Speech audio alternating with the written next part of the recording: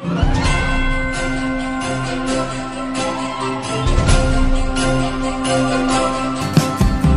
wish you a Merry Christmas. We wish you a Merry Christmas. We wish you a Merry Christmas and a Happy New Year. Praise Lord. आप सबको Sunday school के foundation class की ओर से merry Christmas. आज हम आपको बताना चाहते हैं परमेश्वर क्यों ये दुख और तकलीफें इस दुनिया में आने देता है। आज हम सब देख रहे हैं कि पूरे विश्व में कोरोना वायरस की वैश्विक महामारी फैली हुई है। कोरोना वायरस कोविड-19 की चपेट में बहुत सारे लोग आए और बहुत सारे लोग मर गए। उन सबों के मुर्दे शरीर को जमीन में दफन कर दिया और कई लोगों को अग्नि दहन कर दिया। लोगों के मन में अक्सर यह सवाल आता है कि ये बीमारियां, तकलीफें उन पर क्यों आई। वे जानना चाहते हैं कि यह कहर उन पर ही क्यों टूटा।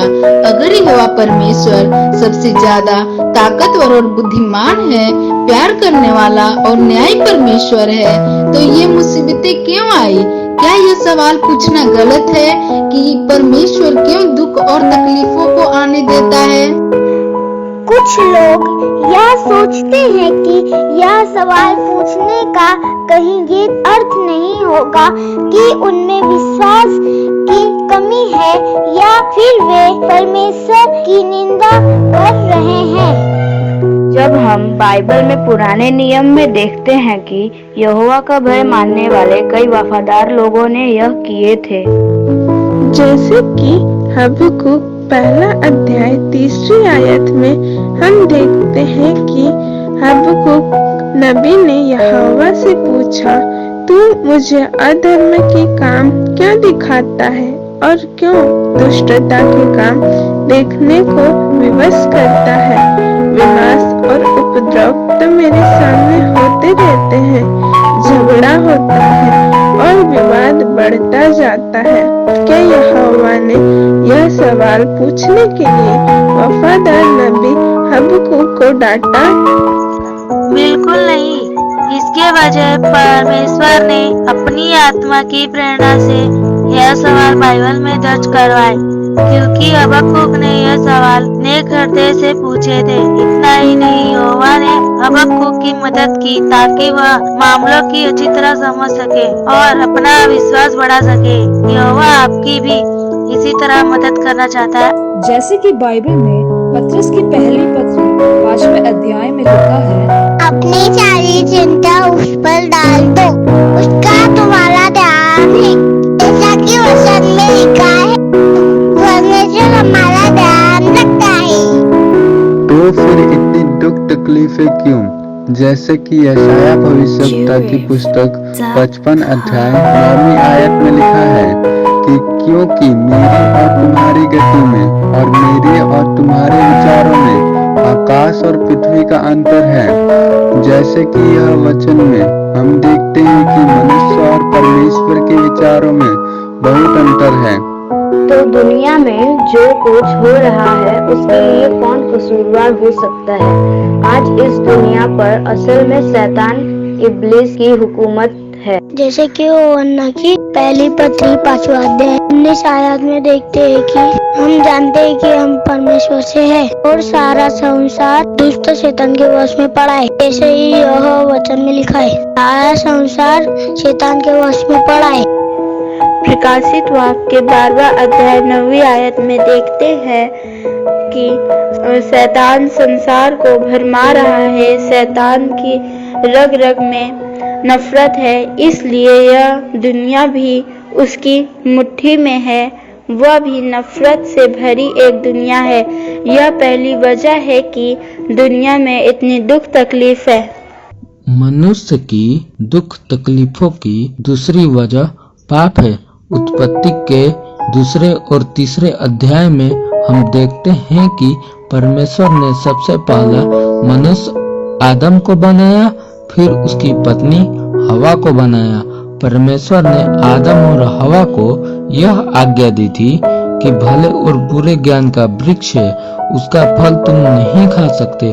परंतु शैतान सर्प के रूप में आदम और हवा के पास आया उनको बहका दिया और वह फल खा लिए।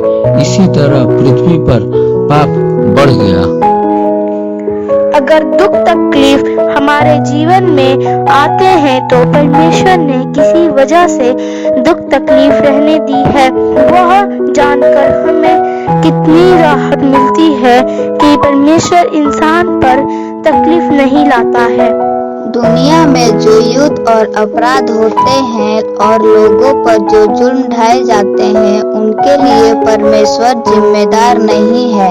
यहाँ तक कि लोगों पर आने वाली आफतों के लिए भी वह जिम्मेदार नहीं।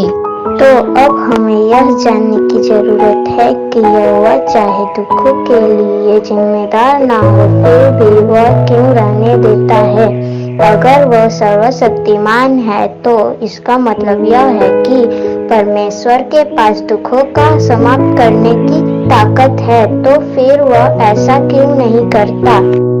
यहोवा प्यार करने वाला परमेश्वर है, इसलिए अगर परमेश्वर ने दुख तकलीफों को रहने दिया है तो जरूर इसकी कोई वजह होगी।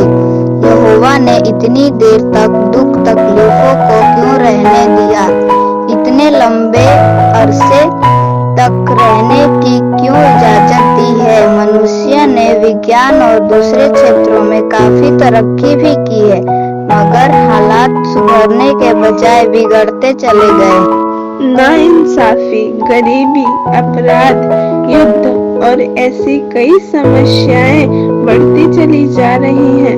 इससे साबित हो चुका कि मनुष्य खुद पर हुकूमत करने में सरासर नाकाम रहा है।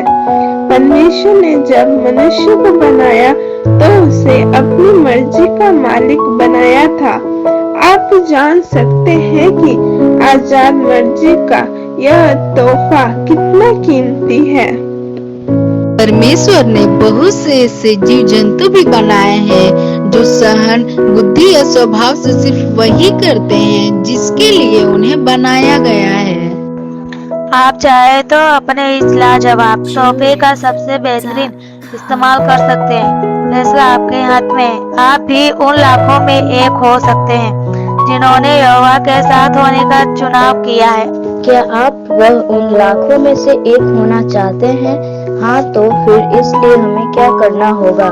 पहले तो हमें परमेश्वर पर विश्वास रखना है और हम विश्वास के द्वारा परमेश्वर को प्रसन्न कर सकते हैं। फिर यहोवा का भय मानना चाहिए, उसी की आज्ञा का पालन करना चाहिए और पाप से दूर रहना चाहिए।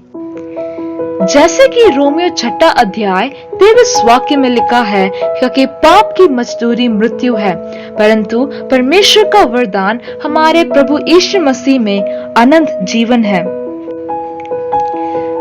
परमेश्वर के इस वरदान से हम अनंत जीवन प्राप्त कर सकते हैं। यूहन्ना 3:16 में लिखा है, क्योंकि परमेश्वर ने जगत से ऐसा प्रेम रखा कि उसने अपना एकलौता पुत्र दे दिया, ताकि जो कोई उस पर विश्वास करे वह नाश न हो परंतु अनंत जीवन पाए।